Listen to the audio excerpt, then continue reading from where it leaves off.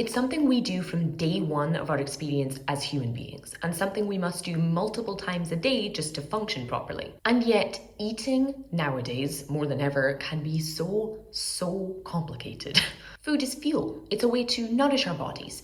It's a means for humans to gather and socialise, and a way to stave off those pesky and painful hunger pangs. Despite being so essential and so simple in its essence, making decisions regarding our diets now is more complex than ever. Modern supermarkets paralyse us with choice and quantity. Meal delivery apps make a monthly takeaway even feel stressful. And don't even start me on the menace of apps like MyFitnessPal. We find ourselves influenced by social media, by external and internal guilt, by constantly evolving ethical discussions, and of course by diet culture. Amongst all of this, how can we possibly be expected to develop a healthy attitude towards eating in this twin age of both excess and malnourishment? If you're new here, my name is Kelly, and I am the survivor of a long-term string of various kinds of eating disorders. I've been through various kinds of eating issues since the ripe age of 7 years old, and have only had a truly balanced relationship since about the age of 25.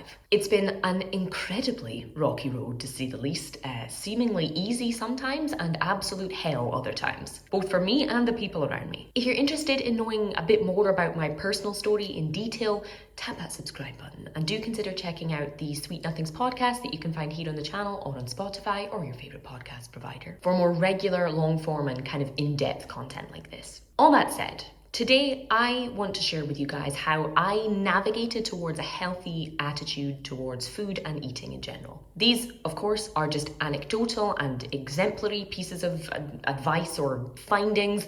These are not, peer-reviewed study findings. I just want to try, and especially on the back of kind of comments and lovely emails and messages I've received over the months and years recently from you guys, want to try and do my bit for people just like me, or in a similar position, in a worse position, or in a slightly better position even, who could use a little bit of guidance or even just assurance. If you've been through or are going through similar struggles, I'd really encourage you, if you feel safe, if you feel comfortable, and if you feel able to share any of your own advice or anecdotes or findings in the comments below, because you never know who you could help. You never know who's going to read that. Let's get into this. Number 1, think of food as more than just fuel. We don't style our clothes purely for the purpose of keeping ourselves warm or modest.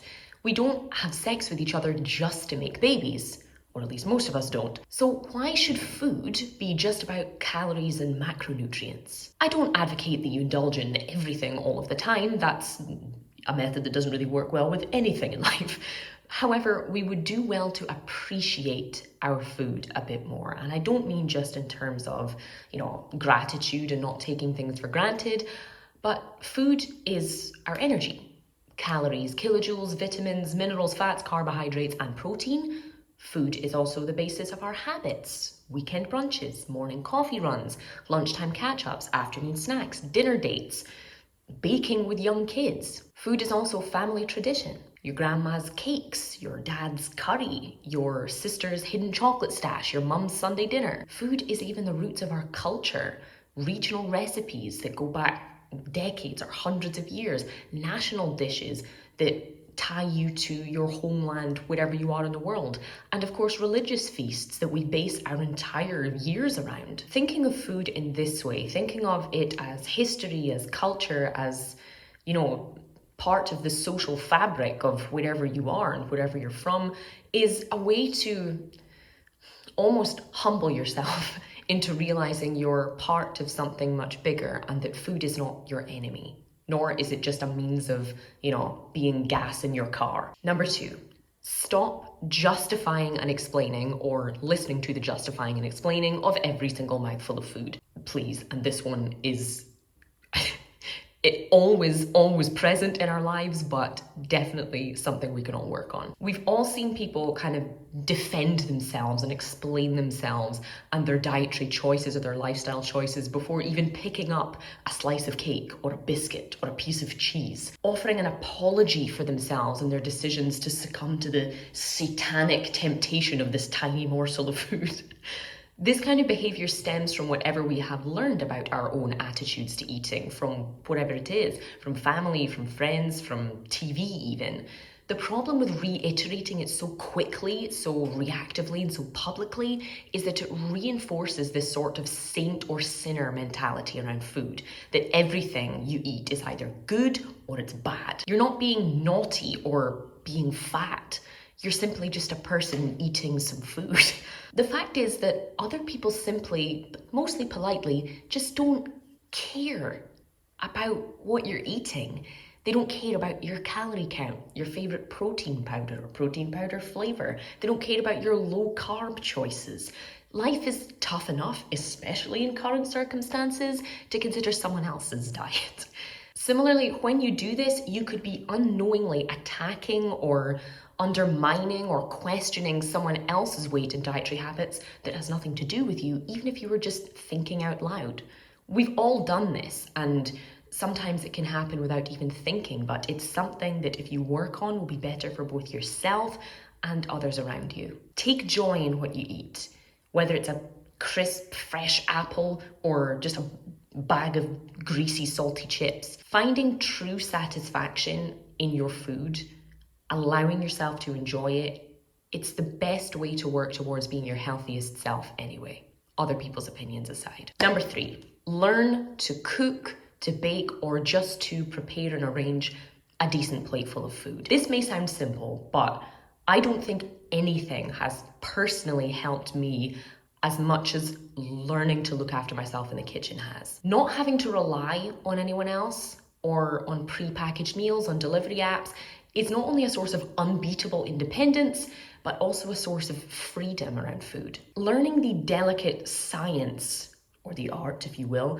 of food will help you not only to understand what it is that you're eating, but to properly appreciate the purpose also of each individual ingredient and component. You'll understand that salt isn't scary, it's essential. That we enjoy fatty cuts of meat, not just to give in to temptation, but also because it typically provides tastier and more tender meat. That white rice is not some kind of just simple carbohydrate-based evil, that it's a global staple for good reason, and that nothing will make food taste as good as butter does. Sweet, savory, anything. Personally speaking, both as a teenager and as an adult, baking helped me enormously when overcoming my own various issues.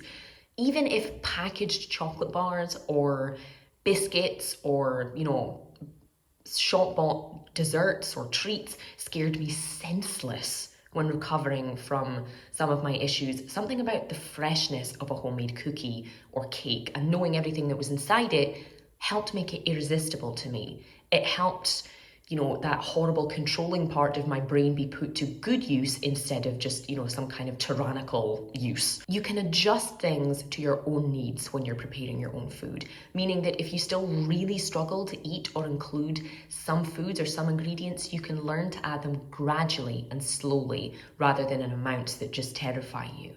Also, you have the freedom to make things taste how you want. Make it spicier, make it lighter, make it more cheesy, make it however you like. Not to mention, this particular tip will also save you a lot of money in the long run. Number 4, if you can, try out intuitive eating. I'll add the disclaimer that this particular way of eating cannot always be applied to everyone.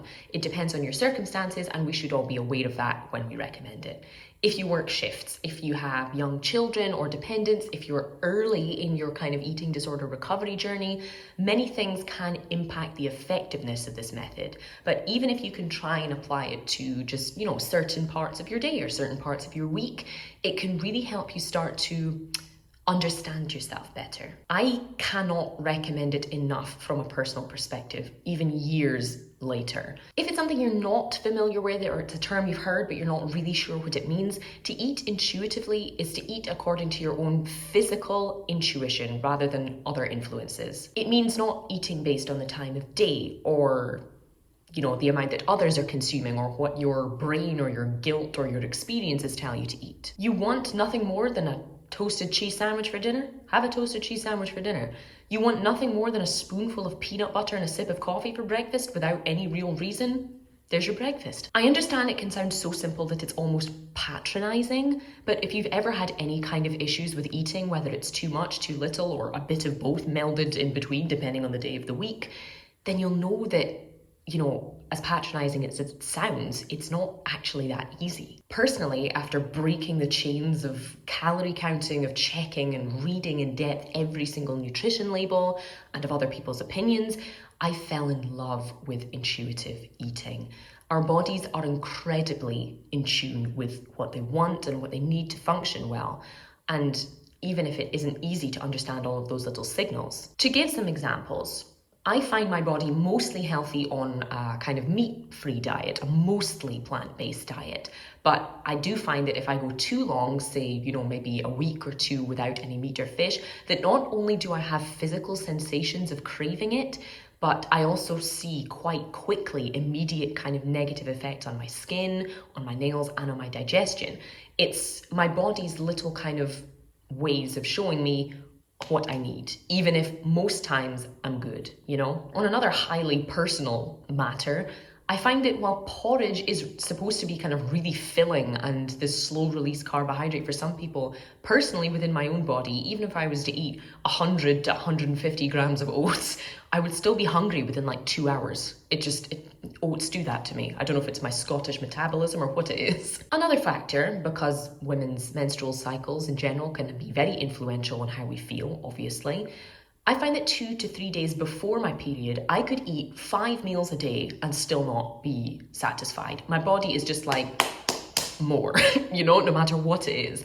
While the days that follow, typically the first kind of couple of days of my period, I don't want to look at food. I don't know why. Maybe there is something, more universal about this, but I could fuel myself on those days with nothing more than like half a slice of toast and I'd be fine. Whereas the days before, it's like I'm training for a marathon.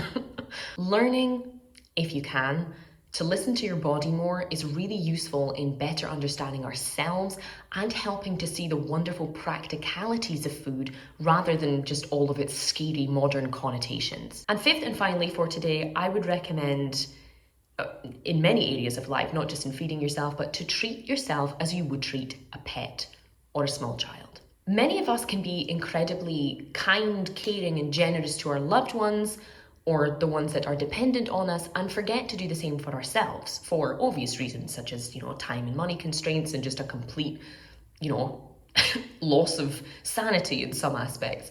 It's unlikely, though, that you'd stop to feed a young child one of their necessary meals because you were too busy. Or it's unlikely you'd ignore a pet if they were crying at you and they had gone the whole day without eating. You couldn't conceive of that.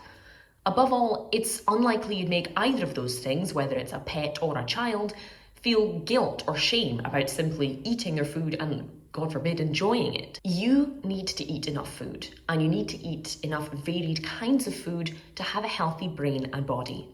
It's that simple. Just as a baby or a cat or a puppy does. Similarly, you have every right to eat and enjoy delicious food, not just to restrict yourself to a kind of tasteless bare minimum, because you wouldn't do that to or for someone you cared about. You should be someone that you care about. There have been times I've had to, for example, pull an image of 6-year-old or 11-year-old or 18-year-old Kelly into my brain when I need to remind myself who I'm looking after when I fill my belly up. This may sound bizarre, but for example, when I'm eating, I see myself helping 6-year-old Kelly grow her adult teeth. I'm helping 11-year-old Kelly get taller. Didn't really work, but I'm helping 18-year-old Kelly fuel her brain to pass all of the many exams ahead of her. Look after yourself as if no one else will. Let me know if any of these things are things that you guys have tried or that you found to have helped you too, or that they weren't something that helped you and you found a better kind of alternative for yourself personally. As I said at the beginning of today's video, these are just my personal findings and from my own experience over the years, but I hope that they can help even just a couple of you guys see things from a different perspective. Modern life makes having a healthy attitude towards food and towards eating extremely tricky, but it's never impossible, even if it takes some of us a bit longer or a bit more difficulty than others. But that's all I have time for in today's video. I really hope there was something helpful in here for you. Thank you guys so much for watching. As always, thank you to my lovely Patreon supporters and everyone who clicks on this video, even if you only lasted 30 seconds. Please keep enjoying yourselves and taking care of yourselves. See you for the next one.